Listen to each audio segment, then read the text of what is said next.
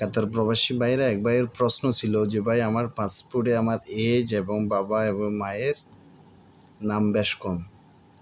দেখেন ভাই, এখনও যদি আপনার পাসপোর্টে রিনিউ করার সময় না আসে তাহলে আপনি সমস্যা নাই, এখনও যেভাবে আছে সেভাবে থাক। যখন রিনিউ করার সময় আসবে তখন আপনি আপনার বাংলাদেশে যদি জন্ম নিবন্ধনের কার্ড দিয়ে যদি আপনি পাসপোর্ট করে থাকেন তাহলে সেটাকে আপনি একদম সঠিক নিয়মে করবেন, ঠিক আছে? সঠিকভাবে করবেন এখানের নিয়মে, ঠিক আছে? এই পাসপোর্টে যেভাবে আছে ঠিক এভাবে একটা জন্ম নিবন্ধনের কার্ড বানাইবেন।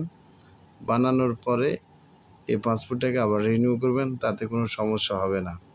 হ্যাঁ, যদি আপনার পাসপোর্টের বয়সের সাথে আপনার কাতারের বয়সের বেশ কম থাকে তাহলে আপনাকে একটু দৌড়াদৌড়ি করতে হবে, ঠিক আছে? যদি পাসপোর্টের বয়সের সাথে আপনার কাতারের আইডির বয়স ঠিকঠাক থাকে তাহলে যেভাবে আছে এভাবে রাখেন।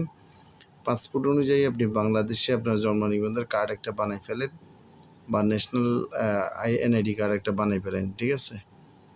এই সমস্যার সমাধান হচ্ছে এটাই, ঠিক আছে? আর কোথাও আপনি এর থেকে ভালো সমাধান পাবেন না।